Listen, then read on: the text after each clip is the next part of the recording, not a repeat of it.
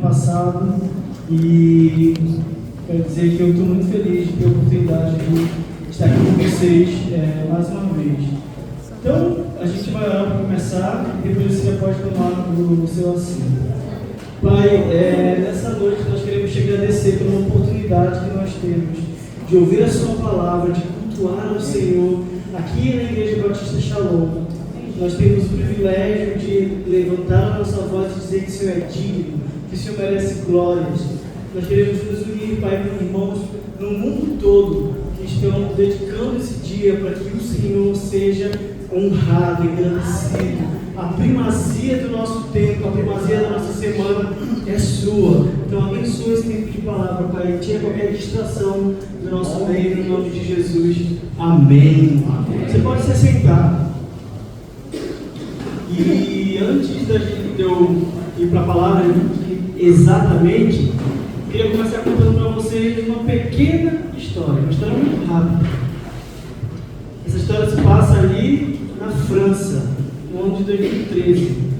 Uma família, ela comprou uma casa no norte da França, ali numa cidade no norte da França, e era uma casa muito velha, como a maioria das casas da Europa, e principalmente no norte da França. E eles viram uma casa que tinha muitos móveis antigos, muitos objetos, né? Às vezes até a nossa casa também é meio parecida com essa casa francesa aí, que tem muita coisa que nem a gente sabe de onde veio. E aí, eles viram lá que tinham os móveis, tinha alguns quadros, e na cozinha daquela casa tinha um quadro. Só que o quadro estava escuro, sujo. E aí eles deixaram por ali, né? Compraram a casa, vistoriaram. Depois de um tempo, eles chamaram uma pessoa especialista em móveis, assim, ele era um avaliador, né, daquelas lojas de antiguidade, que eu não sei como é que chama o nome. E aí ele foi avaliando os móveis. E eles, quando chamaram isso, já tinha muito tempo que eles tinham essa casa. E vamos lá, então ele viu os móveis e ele chegou naquele quadro sujo, escuro, na cozinha. E quando ele viu aquele quadro, ele pediu para analisar com mais profundidade. Ele foi analisar aquele quadro e ele era de um artista muito grande. Aquele quadro que estava na cozinha dele era de um artista da Renascença, do século VIII. Ele é conhecido como pai da Renascença. E tanto na cozinha dele quanto na parede do Louvre tinha quadro do mesmo artista. E eles conviveram durante muito tempo com aquela coisa extremamente preciosa. E aí quando o avaliador viu, eles quiseram vender, o primeiro lance foi de 6 milhões de euros. E no final eles venderam por 34 milhões de euros aquele quadro da Casa Velha, que eles nem sabiam que tinham um tesouro, uma coisa tão preciosa ali na parede da cozinha deles. Da casa que eles nem valorizavam, mas compraram.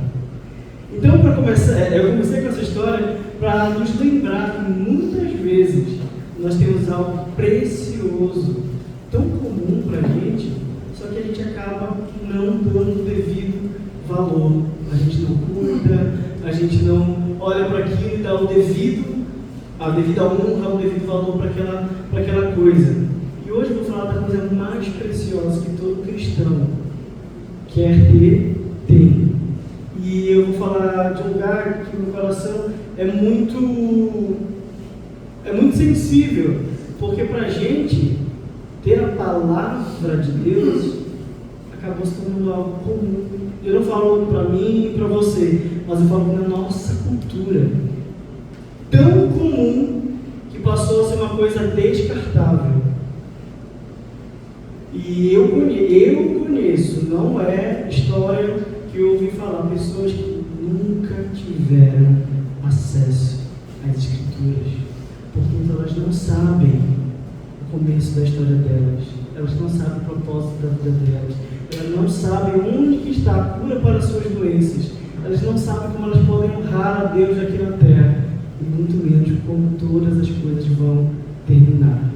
É uma vida no mais completo escuro.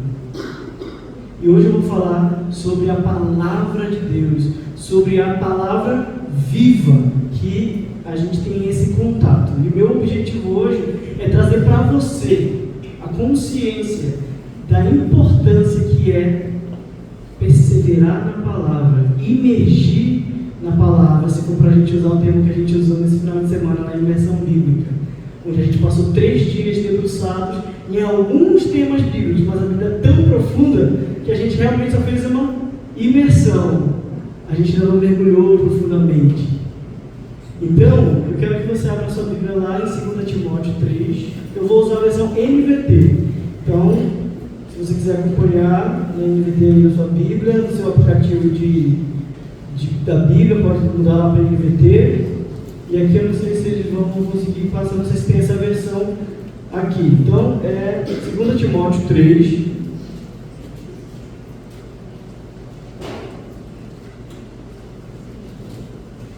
Segunda Timóteo fica depois de 1 Timóteo, tá, pessoal?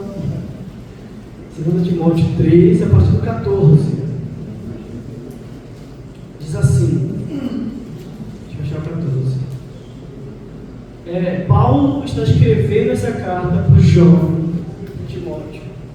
Paulo, ele já está velho, ele já está na prisão, e no contexto dessa carta de 2 Timóteo, ele está sozinho, com frio, e ele pede para Timóteo: quando você vier daí me visitar, ele vai dizer: venha depressa me visitar e traga Marcos também, porque ele me é útil. Traz Marcos. Ele teve uma briga lá no livro de Atos com esse Marcos que abandonou a missão lá no começo. Esses aqui são os últimos dias de Paulo. Essa aqui é a última carta registrada que na Bíblia conta que Paulo está vivo. Depois, essa aqui são as últimas palavras finais de Paulo.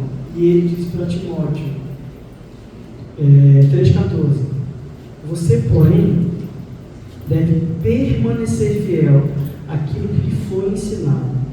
Sabe que é a verdade, pois conhece aqueles de quem aprendeu. Desde a infância lhe foram ensinadas as Sagradas Escrituras, que lhe deram sabedoria para receber a salvação que vem pela fé em Cristo Jesus. 16. Toda a Escritura é inspirada por Deus e útil para nos ensinar o que é verdadeiro e para nos fazer perceber o que não está em ordem em nossa vida. Ela nos corrige quando erramos e nos ensina a fazer o que é certo. Deus a usa para preparar e capacitar seu povo para toda a boa obra. Amém? Então, baseados nesse texto, nesses 3 versículos da segunda carta de Timóteo, no capítulo 3, a gente vai conversar sobre a palavra de Deus. Eu tinha um monte de ideias para compartilhar hoje com vocês, só que não tem como eu sair desse tempo aqui na igreja, embora lá para São Paulo, que eu vou hoje à noite mesmo, sem falar sobre a palavra de Deus, que foi o que a gente mais falou nesses últimos 3 dias. E aí, a gente vai pensar agora no nosso tempo. Isso aqui é Paulo escrevendo para Timóteo. E a gente lembra assim, lá no começo do nosso dia, muitas vezes a primeira coisa que a gente faz ao acordar é pegar o celular. Eu não sei onde você vai procurar. Eu já parei com esse costume, antigamente eu ia procurar um podcast chamado Café da Manhã, que era para eu ouvir as notícias do dia. Antigamente a minha mãe, ela ouvia o rádio, o meu avô pegava um jornal diário para ler, era a primeira coisa que ele fazia na manhã. Então a gente procura informação, a gente procura saber o que nos espera porta afora. Outras pessoas já ouvem podcasts, outras pessoas vão para TikTok, no Instagram, vão para outras redes, Facebook, outras redes sociais. Tem gente que já acorda, já dá bom dia pro chat GPT. É verdade, não ri não, o chat GPT me ajuda muito, inclusive. Dá bom dia pro chat e já pergunta: o que eu posso fazer nesse dia? O chat GPT dá uma lista de coisas para fazer. Outros ouvem influenciadores, outros vão lá no Twitter e leem aquelas rápidas notícias, outros vão lá nos portais de notícias, no G1, na Folha, na CNN, na BBC, para se informar. Então a gente vive num tempo em que o acesso às informações estão muito fácil. E ao mesmo tempo, por conta dessa quantidade absurda de informações, a gente acaba vivendo um tempo de confusão do conhecimento na nossa realidade. Mesmo com todo o conhecimento, a gente ainda não consegue respostas sobre a verdade, sobre a nossa identidade, sobre o propósito da nossa vida, sobre o que é certo, o que é errado, o que é bom, o que é belo, o que é feio. E aí são muitas vozes que vão falando durante o nosso dia, durante a nossa semana, os medos, então as vozes que vêm de dentro de nós mesmos, mas existe uma voz, que é a voz de Deus para a gente, que é a palavra, a Bíblia, é a voz de Deus para nós. Então, a gente precisa enxergar a Bíblia como essa primeira fonte de informação e conhecimento. Não é à toa que a gente é ensinado desde cedo que a primeira coisa que a gente faz no nosso dia é o nosso devocional. Tem gente que fala assim, mas eu faço devocional de noite. De noite tua cabeça já está assim, um puro caos. Então, vamos ter da primazia ao Senhor. Eu sei que é difícil para algumas pessoas, mas a gente ouvir a voz de Deus, e a Bíblia ela é a voz de Deus para os cristãos, no primeiro tempo do nosso dia, é imprescindível. Então, tenta não ir atrás de outras coisas antes de ler a Bíblia, né? E aí eu estava pensando, a Bíblia, ela é um livro que por muitos, e por essas outras vozes, é considerado um livro muito antigo. Um livro que é muito fundamentalista. Inclusive tem partes que são ultrapassadas e nós precisamos atualizar a Bíblia. A gente ouve isso em muitos lugares diante da complexidade que é o nosso dia a dia. O nosso dia a dia, realmente, a realidade ela é complexa. Existem muitas dores e muitas identidades machucadas que precisam de respostas. Só que elas vão procurar em outro lugar. E quando esses outros lugares querem trazer a metanarrativa bíblica para o jogo, eles falam assim, é muito bonito isso daqui. Jesus morreu, Jesus ressuscitou. Mas eu tenho que mudar? Não, acho que isso aqui é para aquela época. É para aquele povo. E aí a gente pensa, a Bíblia é uma coisa velha. E aí tem uma música, não sei se é bem uma música, mas eu já ouvi falar isso, que a Bíblia é mais atual que o jornal de amanhã. Acho que quem já ouviu essa frase aí? A Bíblia é mais atual que o jornal de amanhã. E aí eu estava ouvindo outro pastor e ainda falou uma coisa mais interessante que eu guardei. Essa aí vai ser a minha agora. A Bíblia não é nem velha e nem atual.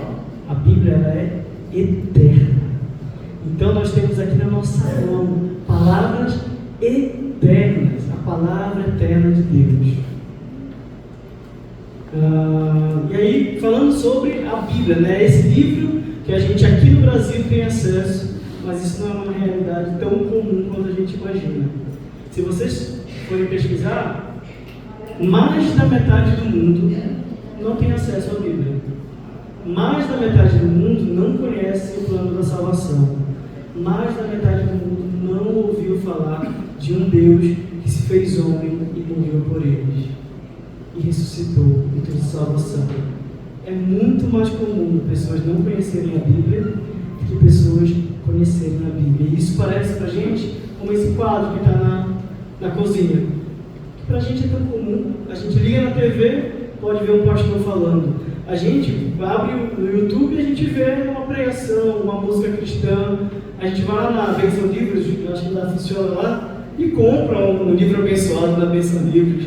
Eu só peço na Amazon, porque eu nem sei se também. Mas a gente tem isso tão acessível e muitas vezes a gente não valoriza. Mas a Bíblia não é um livro comum. A Bíblia não é um livro que foi escrito, lançado simplesmente e agora a gente tem acesso. A Bíblia ela foi um movimento de perseverança. A Bíblia foi escrita entre 1400 anos e 1600 anos. Nenhum livro foi escrito durante tanto tempo na história da humanidade. Então, imagina um livro que foi escrito durante 1400 a 1600 anos. Por mais de 40 autores diferentes, em lugares diferentes do mundo, em contextos completamente diferentes. Mesmo assim, ela conta uma única história de Gênesis. Apocalipse ela conta a história em que um Deus se move para redimir a sua criação que caiu. Então a Bíblia conta a história da criação, queda, redenção e restauração. Todas as histórias da Bíblia são completamente conectadas. Não existe um livro da Bíblia que seja um livro que não tinha nada a ver com isso, ou esse que não tem nada a ver com isso. Já tentaram de diversas formas provar contradições na Bíblia, só que é impossível, porque a gente sabe que a Bíblia ela é inerrante.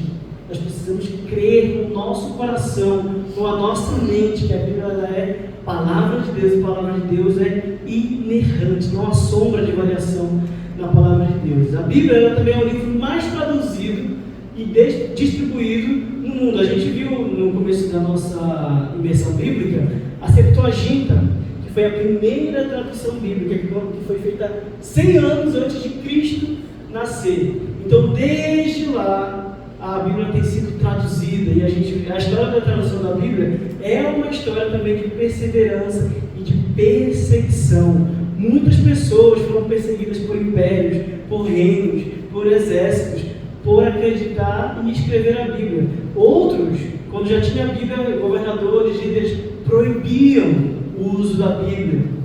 E muitos cristãos morreram no passado e hoje estão colocando a sua vida em risco para que a palavra de Deus chegue nos últimos lugares. A gente tem uma visão de Deus que é uma visão muito complicada. Assim, eu olho para essa visão e penso, como isso vai acontecer?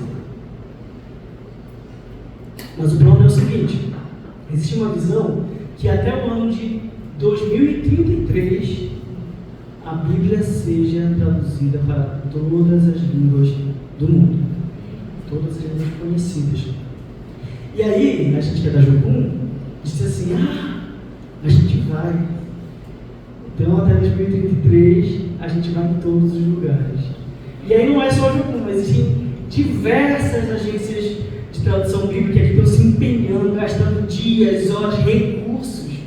A gente tem, dentro do movimento de tradução da Bíblia, existem agências que são simplesmente para levantar recursos. Então, eles encontram pessoas generosas. Tem gente lá nos Estados Unidos, por exemplo, que vende mansões e todo o dinheiro daquela mansão ela vai e dá para a tradução da Bíblia. E a Bíblia está chegando nos lugares mais longe da terra. E eu vou dizer uma coisa para vocês. Eu vi os lugares mais longe da terra e a Bíblia chegou aqui. Então isso é muito poderoso. Não tem como um livro comum mover tantas gerações. A Bíblia é um livro que quando a gente se conecta com ele, a gente é curado de doenças. Quando a gente está no dia mal, a palavra de Deus, simplesmente por ser a palavra de Deus, nos consola. Quando nós precisamos de instrução, a palavra de Deus nos dá o caminho. Quantas e quantas vezes eu estava numa encruzilhada ou numa bifurcação na vida e a minha única reação era vou perguntar para Deus e vou ler a Bíblia. E depois daquele tempo, por fé, Deus responde os seus. A palavra de Deus é a voz de Deus para toda a igreja. Amém? Então a Bíblia não é simplesmente uma causa, não é simplesmente uma ideia. A Bíblia, ela tem poder de Deus. A palavra de Deus é o poder de Deus. Amém? E ela é viva, ela é eficaz. E através dela a gente consegue enxergar e entender respostas para coisas que a gente se pergunta, não agora em 2026. Quando a gente vai para os filósofos pré-socráticos, eles fazem essa pergunta. Quando a gente vai lá para os primeiros seres humanos, eles se fazem essa pergunta: quem sou eu? Qual o propósito da minha vida? O que é verdade? O que é justo? O que é belo? Como é que o pecado ou o mal afeta a minha vida? E como tudo isso acabará. E só ouvindo o Criador através da sua palavra, nós vamos ter respostas para esse tipo de pergunta, que são as perguntas mais profundas do coração dos seres humanos.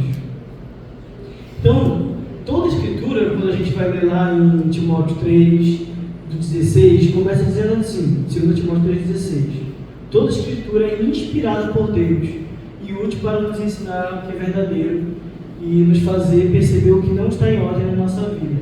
E essa palavra, inspirado, ela não é uma palavra comum lá nos originais. Eu não sei muito grego, quem sabe grego é o Renato.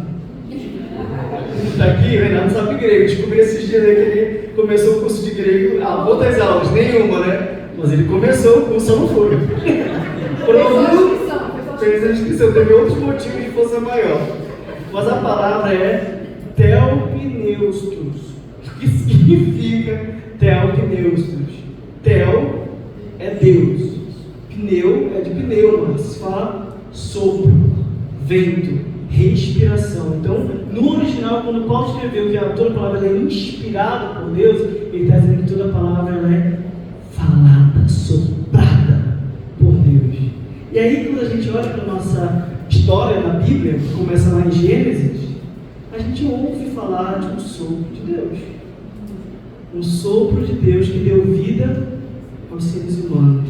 Então, o mesmo sopro de vida que deu para a gente ânima, alma, fome, encheu a Bíblia de forma inspiracional para o homem. Então, a Bíblia é sopro de Deus, é o que move a nossa alma. Deu para entender? Então, isso quer dizer que a Bíblia não é simplesmente ideias que seres humanos sentaram e conversaram, nem também, depois de tanto pensar como os filósofos faziam, chegaram em conclusões profundas. A Bíblia ela não só contém pensamentos espiritualizados. Se você pesquisar, você vai ver que tem livros e livros e livros de grandes pessoas que são espiritualizadas, pensam sobre como que a gente vai ser melhor. Eu estudei muito sobre o budismo quando eu estava indo para a Índia, e eu descobri que o budismo, eles precisam caminhar no caminho óctuplo.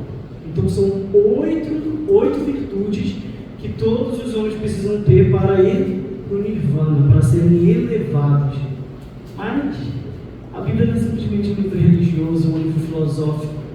A Bíblia é poder de Deus, ânimo de Deus, sopro de Deus na criação e o sopro de Deus nas Escrituras. A Bíblia ela é viva. Quantas vezes a gente foi para a Bíblia e foi vivificado pela palavra de Deus? Eu não lembro nunca de ter sido vivificado por um texto na internet. Eu nunca fui vivificado por um livro muito bom que eu li, ou um filme que eu fui assistir. Mas eu lembro de quantas vezes a minha alma não tinha esperança, e simplesmente ao ler a Bíblia, a esperança nasceu. Glória a Deus. Glória a Deus. Amém. E a Bíblia não é apenas informação. A Bíblia carrega autoridade divina, vida espiritual, e ela é a revelação de Deus. Tudo que o homem precisa para viver já foi revelado nesse livro. É a revelação especial de Deus para os homens. E por isso ela confronta, transforma, convence, cura e nos acorda de um sono na alma. Ela nos acorda para sermos relevantes na sociedade. A Bíblia é realmente soprada por Deus, e quando nós abrimos as Escrituras, nós não estamos apenas lendo a palavra, estamos ouvindo a voz e a inspiração do próprio Criador. Amém? E aí, a gente tem na nossa sociedade essa facilidade de ter a Bíblia. Então, eu mesmo estou muito, sempre indico essa Bíblia para todo mundo. Essa imersão era mais simples lá de São Paulo, e todo mundo está com uma Bíblia dessa, porque às vezes a gente olha para a Bíblia como, sabe, um objeto de adorno. Não preciso ter a Bíblia mais legal, e a gente olha para a Bíblia com esse olhar meio desse tempo, onde tudo é aparência, onde tudo que a gente quer viver precisa ser postado. Mas independente disso, a Bíblia ela é a palavra que nos ancora na eternidade. Deus venceu a morte. Amém? Amém. E mais que tem aqui. A Bíblia ela é a palavra eterna de Deus. Então, quantas e quantas vezes nós vemos ideias, homens, cursos de universidade, grupos de pessoas se levantando para refutar e debater e discordar da Bíblia. Mas a Bíblia ela tem um caráter tão poderoso, e aí a gente lê nas Escrituras que diz: céus e terra passarão, mas a palavra não passará. A palavra de Deus é eterna. E esses homens, essas culturas, esses impérios, essas personalidades passam. E alguns a gente nem sabe de onde vem, para o que vão fazer. Então eu queria pedir para você abrir a sua Bíblia lá em Isaías 40, versículo 8.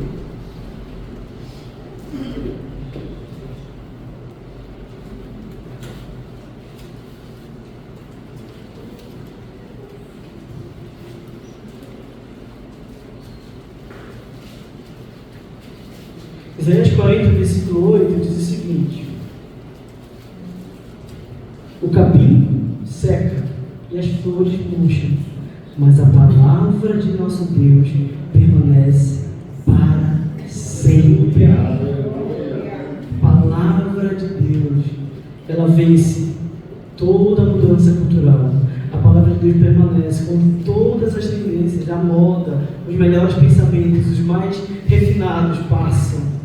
Quando as opiniões de grandes homens e grandes mulheres mudam.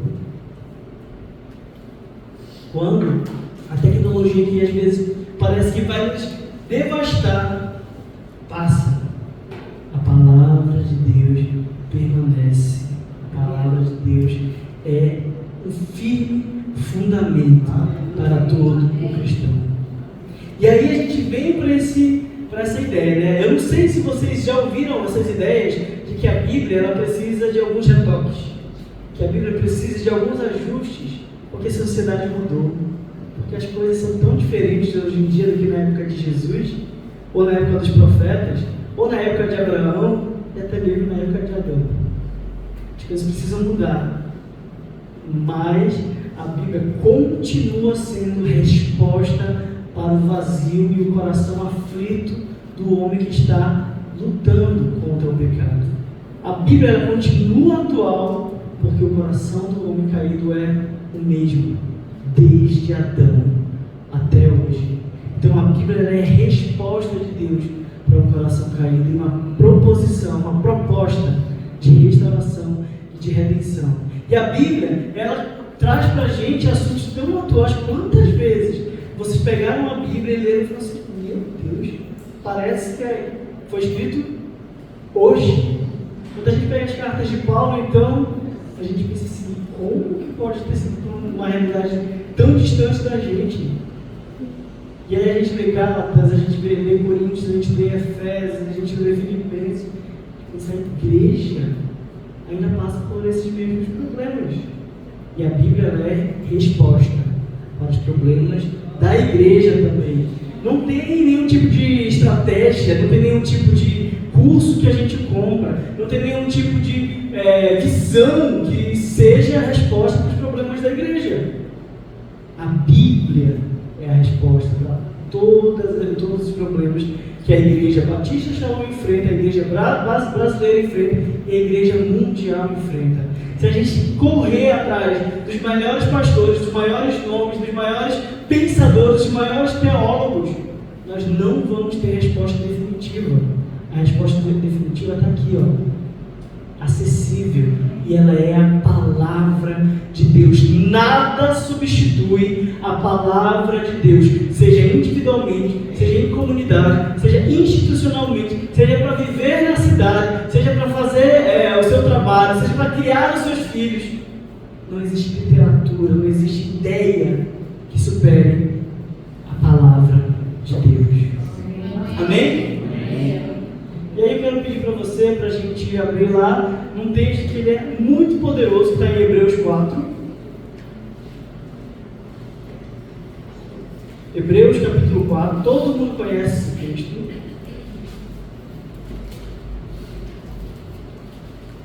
Versículo 12.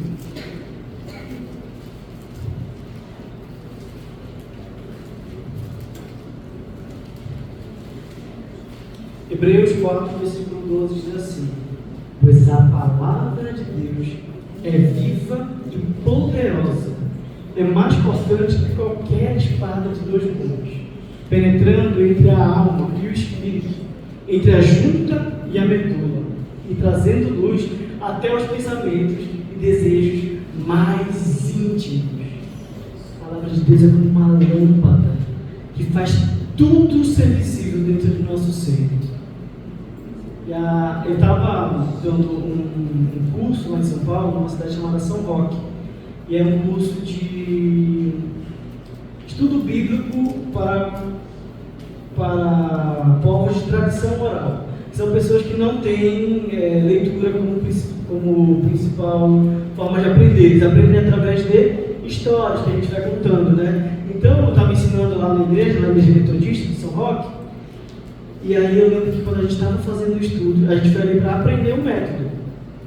Mas no final daquele dia, todo mundo saiu tão tocado, transformado, porque a palavra de Deus ela é como uma faca afiada. Não sei se você já teve a oportunidade de pegar uma faca muito, muito afiada. Quando a gente compra uma nova, geralmente ela está bem afiada. E aí você vai lá, toda empolgada, a Mariana quer fazer logo um bife lá com o pastor Henrique, e falou para o pastor Henrique, não corta, deixa que eu corto, que a minha faca é boa. E vai, corta. E quando ela veio, ela começou a sangrar. Porque quando uma faca é muito afiada, você nem sente. E quando você vê, você já está pingando sangue. Por quê? Quem já passou por isso? Eu já passei. Por quê? A palavra de Deus é como uma faca muito afiada. Quando a gente pensa que a gente está manuseando a palavra de Deus para o outro, ou para alcançar alguém no discipulado, ou para dar aula para as crianças, ou para pregar aqui mesmo, ou para fazer louvor, a gente está manuseando a palavra de Deus, ela nos atinge.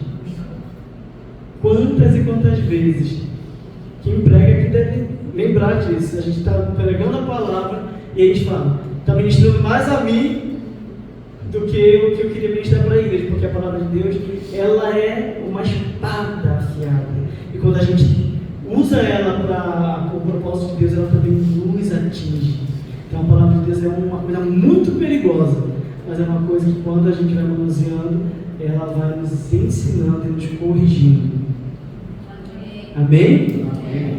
A Bíblia não é um livro morto, ela confronta o coração, ela faz a gente colocar em dúvida os nossos pensamentos e as nossas certezas mais profundas. A Bíblia ela tem poder para fazer uma pessoa mudar de opinião. A gente ouve muito assim, as pessoas não mudam, mas a palavra de Deus tem poder de fazer as pessoas mudarem. Transformação não é mudança de atitude, é metanoia, é mudança total, até mesmo de quem ela é, a identidade dela, como falar, um novo CPF, uma outra pessoa. E eu sei que vocês conhecem, porque aqui nessa igreja existem pessoas que foram completamente transformadas pela palavra de Deus.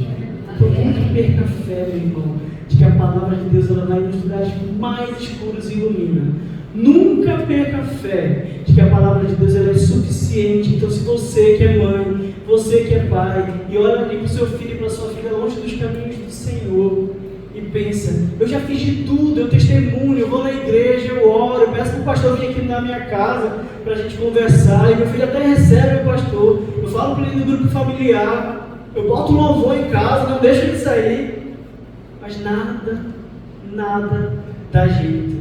Saiba, a palavra de Deus é suficiente para transformar até mesmo o coração mais duro. E aí a gente pensa na dureza do nosso coração. Eu poderia falar de Paulo, eu poderia falar de outras pessoas na Bíblia, de Jonas, eu poderia falar, mas eu estou falando da gente.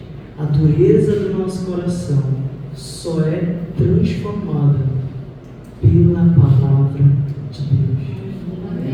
Então, quando você quiser ver algo acontecer na sua casa, algo diferente acontecer, debruce na palavra de Deus, porque ela é viva, ela é eficaz e ela transforma o que precisa ser transformado. Ela restaura o que está quebrado, ela cura o do que está doente, simplesmente por ser palavra de Deus. E quando isso vem acompanhado de um relacionamento divino, chamado discipulado, quando isso vem acompanhado de uma redenção na família, isso é glorioso. Então, continuem orando e orem a palavra de Deus. As Escrituras, elas têm conhecimento para toda uma vida, de Gênesis a Apocalipse.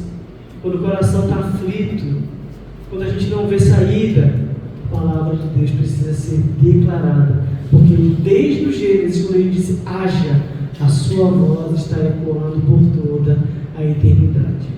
Amém? E a palavra de Deus, ela é que nos sustenta hoje. Timóteo, ele estava vivendo uma realidade complexa.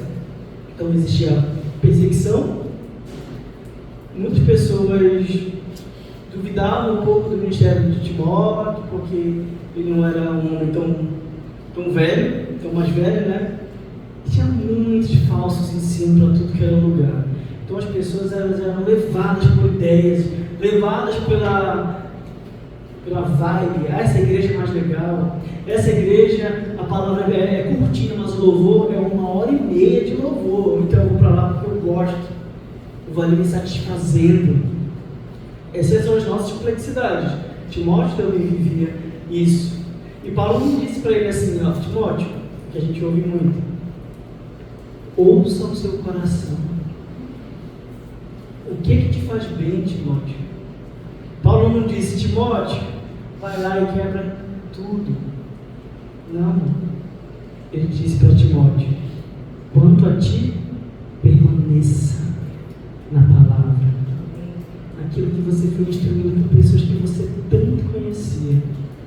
Quem instruiu Timóteo foi a sua mãe e a sua avó, Lloyd. Mulheres cheias de conhecimento da palavra de Deus. Então eu digo a mesma coisa que Paulo disse para Timóteo, para mim e para você.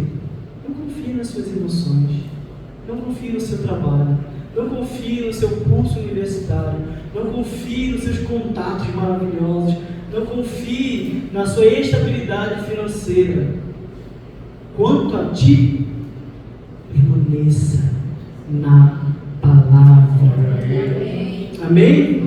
Queria ler com vocês mais uma vez Timóteo 3,14, só para a gente não esquecer que Paulo fala e como que ele fala.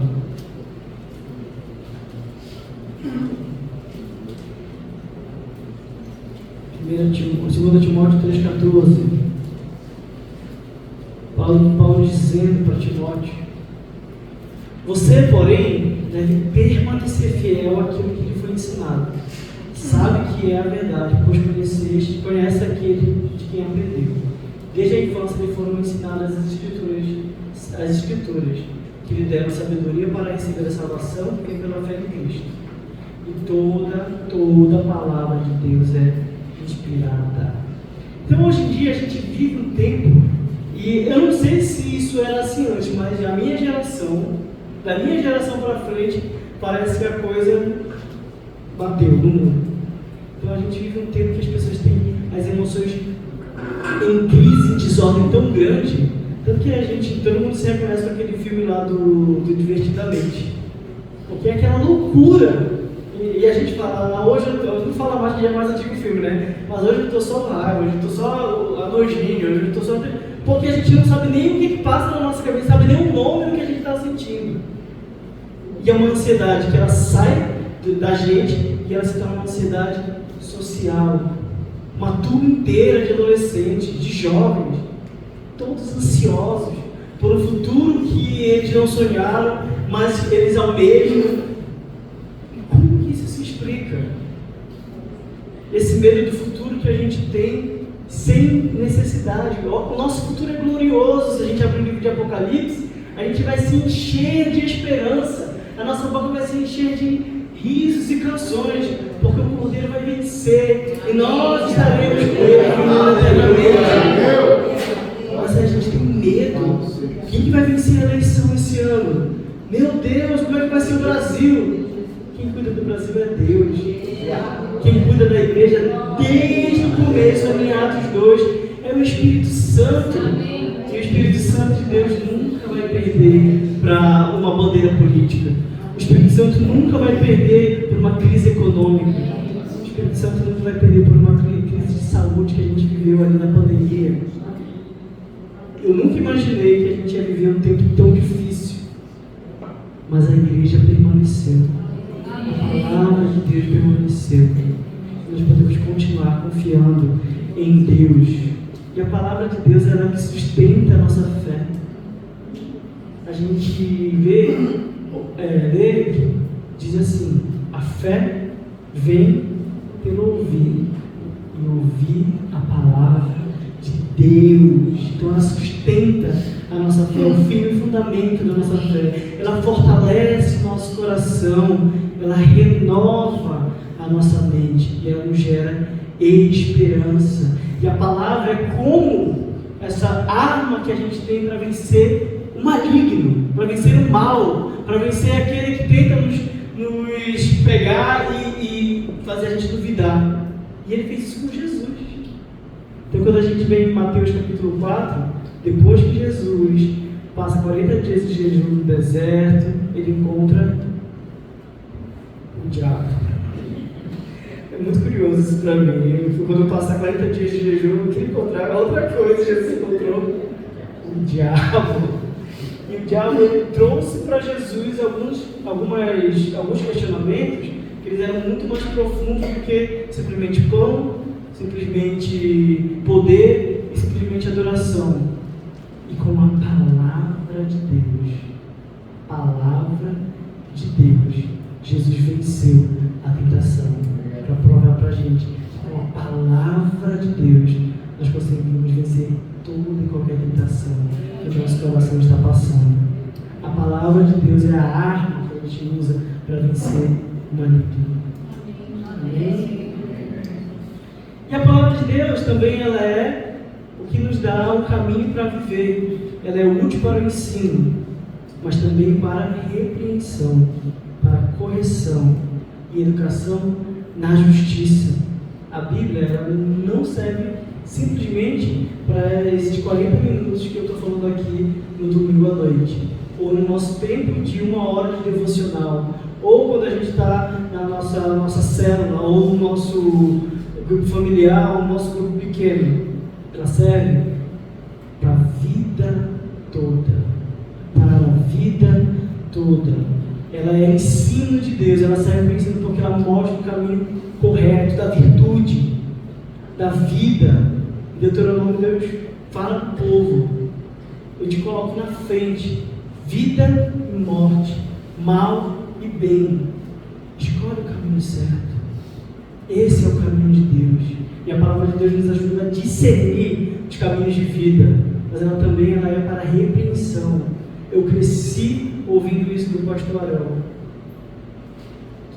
que pecado precisa ser falado, nome de pecado precisa ser falado, porque é só reconhecendo o pecado que a salvação vem. Então a Bíblia é para repreensão, ela confronta o pecado, ela corrige, ela restaura o que sai do caminho e ela molda o caráter.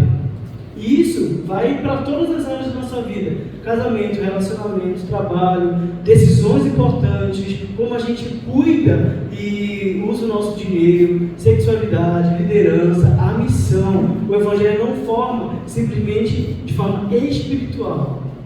São todas as áreas da nossa vida que a palavra precisa estar permeada. A gente tem que ser marcado e conhecido pela palavra de Deus.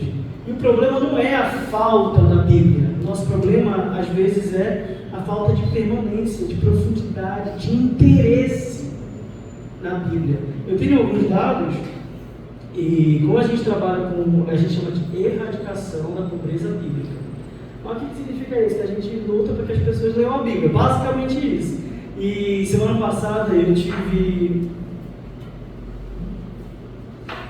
a apresentação final dos alunos do curso de tradução da Bíblia que eu estou liderando, e eles trouxeram alguns dados, né? E esses dados, deixa eu ver se eu acho são dados um pouco difíceis da gente entender, mas sobre a leitura da Bíblia, esses dados dizem que apenas 35% dos cristãos leem a Bíblia pelo menos uma vez na semana.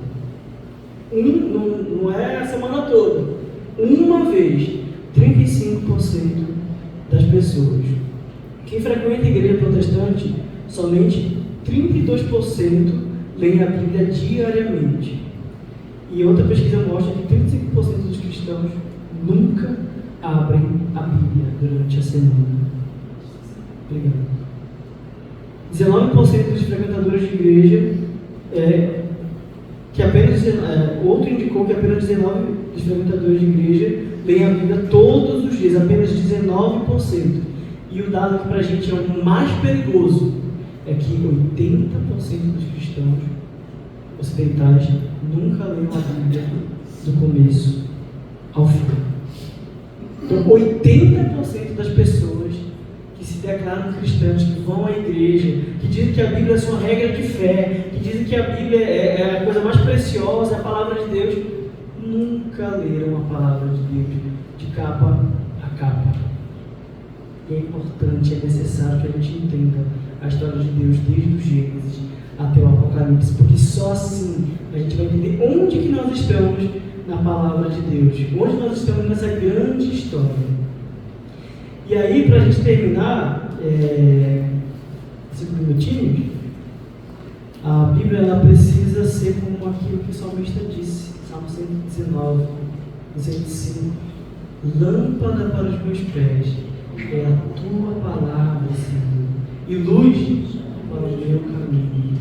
A palavra não ilumina quilômetros à frente, ela vai iluminando passo a passo, porque a vida cristã ela é um processo, uma caminhada, onde Jesus é o caminho, e a sua palavra nos leva a lugares onde a gente nunca imaginou. O mesmo Salmo, que é o Salmo 119, ele diz, o salmista diz, eu guardei a tua palavra no meu coração. Algumas versões dizem, eu escondi a tua palavra no meu coração, para que eu não peque contra ti. E aí tem uma pessoa, que eu não sei falar o nome dele, mas eu ouvi uma frase dele, que ele diz que a Bíblia vai te afastar do pecado. E se isso não acontecer, o pecado vai te afastar da Bíblia. Então a Bíblia é a garantia. Ler a Bíblia, se relacionar com a Bíblia é garantia de que nós não vamos nos render ao pecado. Mas se nós nos rendermos ao pecado, é garantido que nós vamos perder a Bíblia. Então, a Bíblia serve para hoje como nunca na história. Por quê? Deus continua o mesmo, a sua palavra ela é eterna, a sua palavra dura de geração em geração. O coração do homem continua sendo o mesmo caído desde Gênesis 3. Então é por isso que a Bíblia, a palavra de Deus, responde às dores do coração do homem. Ela ainda transforma, ela ainda cura, e é ela que sustenta a nossa vida. Amém? Amém. E aí você, hoje, minha intenção é justamente que você olhe para esse bem precioso, a palavra de Deus, que você tem acesso, e lide com ela como se fosse algo extremamente relevante para a sua vida. Que tudo da sua vida depende da palavra de Deus. Tudo da sua vida depende da palavra de Deus. E aí, esses dias eu estava assistindo uma aula lá na base, e aí a gente chegou numa conclusão que eu acho que é bem óbvio até, mas eu mesmo nunca tinha pensado nisso. E aí o Paulo escreve para Timóteo e fala assim, a palavra de Deus, todas as escrituras são úteis, né? Só que na época de Timóteo, só tinha o Primeiro Testamento, só existia o Segundo Testamento, eles estavam vivendo ainda o Novo Testamento e não estava escrito. E muitas vezes a gente desconsidera o Primeiro ou o Antigo Testamento, porque a gente acha que ele é uma coisa ultrapassada. Mas quando Paulo escreve que todas as escrituras são úteis para ensino, para educação, para correção, ele está falando justamente de Malaquias para trás. Ele não está falando de Mateus para frente. Então a gente precisa valorizar a Bíblia por inteira. Bíblia inteira é a resposta para o homem inteiro. Amém? Então, nesse tempo, né, que eu recebi aqui, eu queria muito que a gente tivesse essas reflexões. E Pedro, ele descobriu uma coisa que ninguém tinha descoberto. Quando Jesus falou para ele assim, para eles, para os discípulos: e vocês? Vocês não vão embora depois que as coisas não foram do jeito que a multidão queria? E Pedro, cheio de problemas, cheio de uma personalidade meio duvidosa, disse para ele: para onde que nós vamos? Se só tu tem a palavra de vida. Cristo é a palavra de Deus. Cristo é a vida eterna. Cristo é a palavra de Deus. E a palavra de Deus é a voz de Deus para os seus filhos. Amém? Amém. Deixa eu chamar aqui o pessoal do Ministério de